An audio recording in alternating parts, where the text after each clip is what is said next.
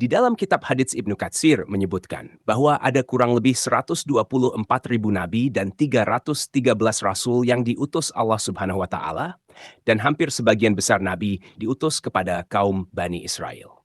Di kisah kali ini, kita akan menceritakan seorang nabi dari kaum Bani Israel yang pada akhirnya ia dianggap sebagai anak Tuhan. Bagaimanakah ceritanya dan bagaimanakah kisah hidup dari nabi Allah satu ini? Mohon untuk teman-temanku seiman tonton video ini sampai habis agar tidak terjadi kesalahpahaman. Untuk itu di video kali ini kita akan mengisahkan tentang kisah Nabi Allah Uzair alaihi salam. Assalamualaikum warahmatullahi wabarakatuh, sobat beriman yang dimuliakan Allah. Semoga kita selalu dalam keadaan sehat walafiat. Bantu support channel ini supaya terus berkembang dengan cara like, komen, subscribe. Semoga sahabat sekalian dimudahkan rezekinya. Amin ya robbal alamin. Kisah kali ini ternukil di dalam Al-Quran Surat Al-Baqarah ayat ke-259. Namun di sana tidak disebutkan siapa nama nabinya. Al-Quran hanya menceritakan kisahnya saja. Namun para ahli sejarah berusaha mencari tahu siapa nama nabi ini. Setelah dilakukan penelitian oleh para ahli sejarah, namanya adalah Nabiullah Uzair alaihi salam.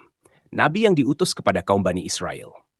Ada khilaf dari para ulama yang mengatakan bahwa Uzair bukanlah nabi, melainkan orang soleh dari kalangan Bani Israel. Namun ada juga ulama yang berpendapat lain, bahwasanya Uzair adalah seorang nabi yang diutus kepada kaum Bani Israel.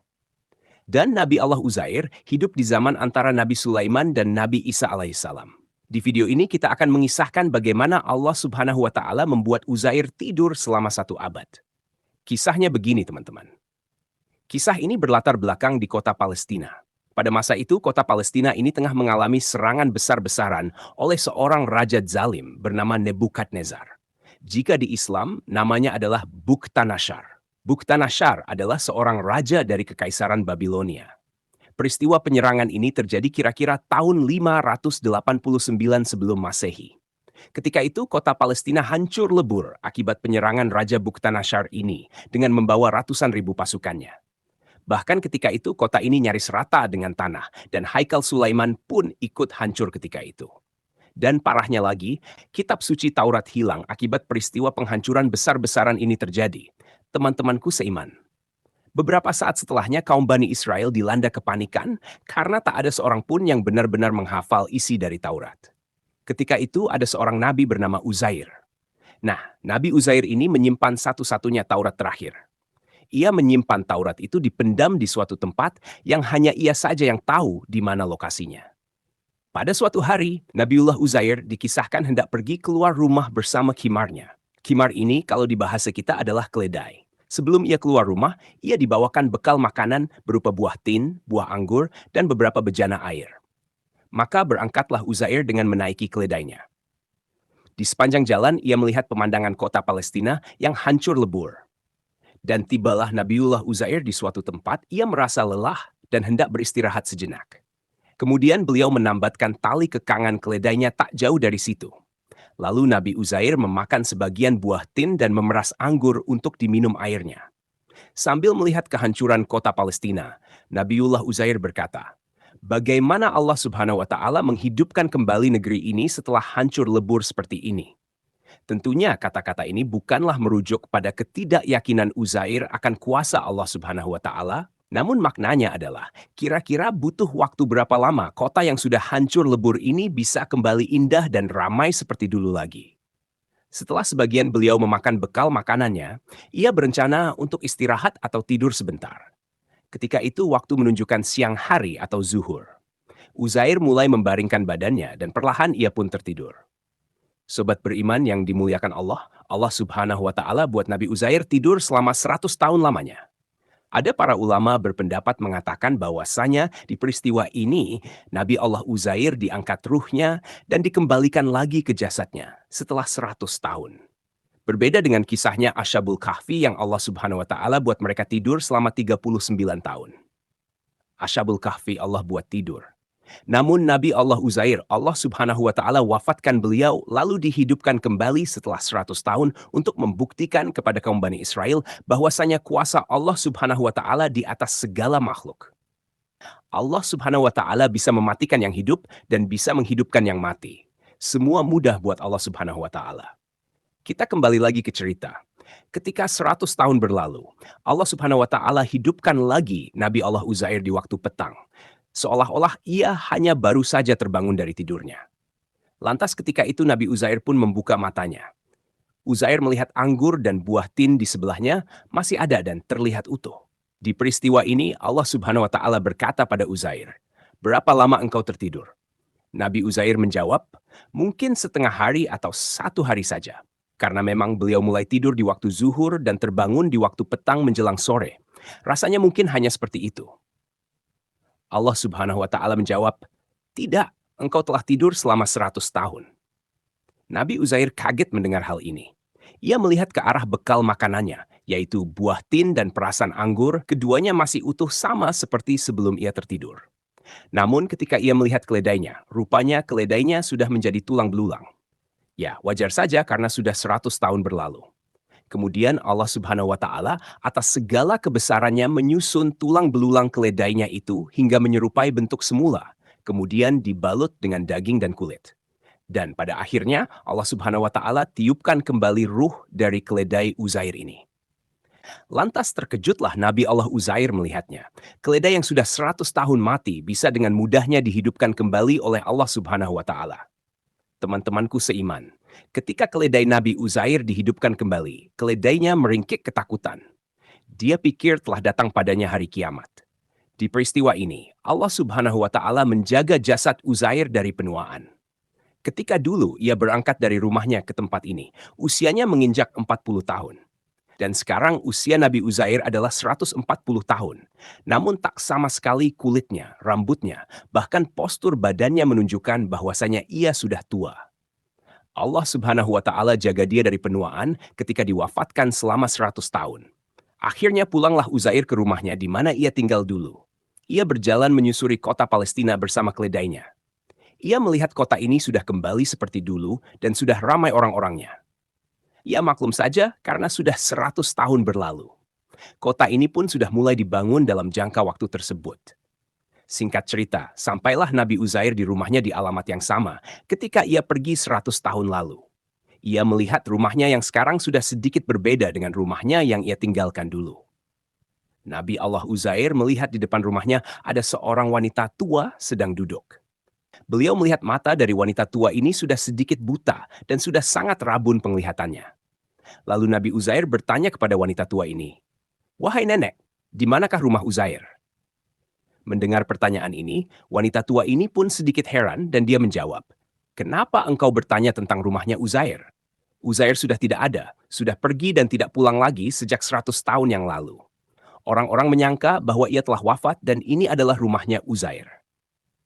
Nabi Allah Uzair berkata kepada wanita tua ini, "Akulah Uzair yang telah pergi dari 100 tahun yang lalu." Terkejutlah wanita tua ini dan ia berkata, "Mana mungkin engkau Uzair? Uzair adalah laki-laki soleh dan engkau terlihat masih muda. Tidak mungkin bahwa engkau adalah Uzair." Rupanya teman-teman, wanita tua ini adalah pembantunya dulu. Jadi ketika 100 tahun yang lalu Nabi Allah Uzair meninggalkan rumah. Ketika beliau berusia 40 tahun dan di rumah ini ia meninggalkan pembantu dan putranya. Dulu ketika ditinggal, pembantunya dan anaknya ini berusia 20 tahun.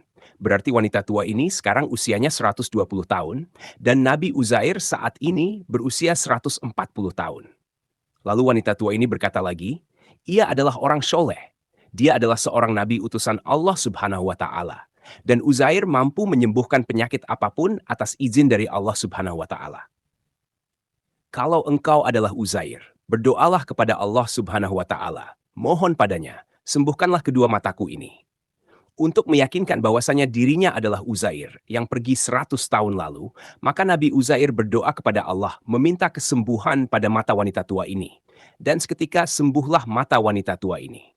Tiba-tiba ia bisa melihat jelas, dan di depan wanita tua ini ia melihat sosok pria yang berdiri di hadapannya ini. Dan betul-betul wanita tua ini ingat bahwa inilah Uzair yang telah hilang 100 tahun yang lalu. Wanita tua ini takjub luar biasa. Tak sedikit pun Uzair berubah tua fisiknya, walaupun sudah berlalu 100 tahun. Dan bahkan Uzair sekarang jauh lebih muda dibandingkan dirinya. Teman-temanku seiman, lalu wanita tua ini membawa Nabi Uzair masuk ke dalam rumah. Ketika mereka masuk di dalam rumah, ada seorang pria yang sangat tua, umurnya persis sama dengan wanita tua pembantunya ini. Kemudian wanita tua ini berkata kepada Nabi Uzair, "Wahai Nabiullah, kau lihat pria tua di depanmu ini. Dia adalah putramu yang kau tinggalkan 100 tahun lalu." Pria tua atau putranya ini heran dan bingung melihat Uzair. Ini memang wajah ayahku. Tapi kenapa ia masih muda? Kemudian pria tua ini berkata, "Jika benar engkau adalah ayahku Uzair, beliau punya tanda di punggungnya. Bisakah engkau tunjukkan kepadaku?" Lalu Nabi Allah Uzair membuka kain yang menutupi punggungnya, dan terlihat bahwasanya di punggungnya ada tanda yang sama seperti Uzair yang diingat putranya ini. Setelah melihat pembuktian ini, akhirnya putranya Uzair yang sudah tua ini menangis dan berkata, "Benar, engkau adalah ayahku yang hilang 100 tahun lalu, dan aku adalah anakmu yang kini usiaku sudah 120 tahun. Allah Subhanahu wa Ta'ala panjangkan umurku untuk melihat kebesarannya ini." Sobat beriman yang dimuliakan Allah, setelah keduanya percaya bahwa pria ini adalah Uzair, maka mereka pun membawanya ke masyarakat dan menceritakan kepada mereka, inilah Nabi kita Uzair yang telah hilang 100 tahun lalu. Atas kebesaran Allah Subhanahu wa Ta'ala, ia kembali kepada kita. Maka mendengar kabar bahwa Nabi Uzair hidup lagi, orang-orang pun berdatangan ingin berjumpa dengan Nabi mereka. Karena ketika itu, teman-teman, yang paham akan isi dari Taurat hanyalah Nabi Uzair saja. Dan rupanya Nabi Uzair hilang, maka isi Taurat pun terlupakan begitu saja, karena tidak ada seorang pun yang benar-benar menghafalnya. Nah, Nabi Uzair inilah satu-satunya orang yang menyimpan lembaran-lembaran Taurat, dan hanya beliau saja yang mengetahui di mana ia simpan. Lantas ketika itu, orang-orang Bani Israel menanyakan tentang lembaran Taurat tersebut, dan Nabi Uzair mengajak mereka bersama-sama ke suatu tempat di mana ia simpan lembaran Taurat tersebut. Maka berangkatlah mereka secara beramai-ramai. Lalu ketika sudah sampai, diangkatlah lembaran Taurat tersebut. Namun karena sudah berusia 100 tahun, lembaran ini rupanya sudah rusak dan tulisan-tulisannya sudah tidak terbaca lagi. Nabi Allah Uzair pun bingung karena bagaimana ia akan menyampaikan isi Taurat kepada Bani Israel, sementara lembaran Tauratnya saja sudah tidak terbaca. Kaum Bani Israel pun lemas mengetahui hal ini. Harapan satu-satunya adalah Taurat ini, namun ternyata sudah rusak dan tidak tahu lagi bagaimana cara menyatukan kembali kitab suci mereka. Teman-temanku seiman, ketika peristiwa ini, Allah Subhanahu wa Ta'ala menunjukkan kebesarannya kepada utusannya ini. Tiba-tiba Uzair hafal isi Taurat dari awal sampai akhir. Lalu saat itu, Nabi Uzair melafazkan Taurat yang kemudian dicatatlah kata-kata Nabi Uzair oleh orang-orang Bani Israel. Nah, dari sinilah muncul kesesatan kaum Bani Israel. Ia menganggap bahwa Uzair adalah anak Allah Subhanahu wa Ta'ala karena ia satu-satunya orang yang hafal isi Taurat. Dan mereka beranggapan bahwa tidak mungkin Uzair hafal Taurat kalau dia bukan anak Allah. Nabi Uzair berbeda dengan Nabi Musa. Ketika Nabi Musa menyampaikan isi dari Taurat kepada kaum Bani Israel, Nabi Musa masih membawa lembaran-lembaran Taurat. Nah, kalau Nabi Uzair, ia menyampaikan isi Taurat tanpa lembaran. Dan dari sinilah timbul penyimpangan bahwasanya Uzair adalah anak Allah. Padahal Allah Subhanahu wa Ta'ala lah yang meletakkan hafalan Taurat di hati Uzair. Sehingga Nabi Allah Uzair hafal isi Taurat dari awal sampai akhir. Wallahu alam bisyawab. Jadi itulah kisah tentang Nabi Allah Uzair alaihissalam. Semoga kisah ini bermanfaat. Lebih dan kurangnya mohon dimaafkan. Yang benar datangnya dari Allah Subhanahu wa Ta'ala, khilaf ataupun keliru itu datangnya dari saya pribadi sebagai manusia biasa. Sampai ketemu di kisah-kisah seru yang penuh makna selanjutnya. Saya akhiri, wassalamualaikum warahmatullahi wabarakatuh.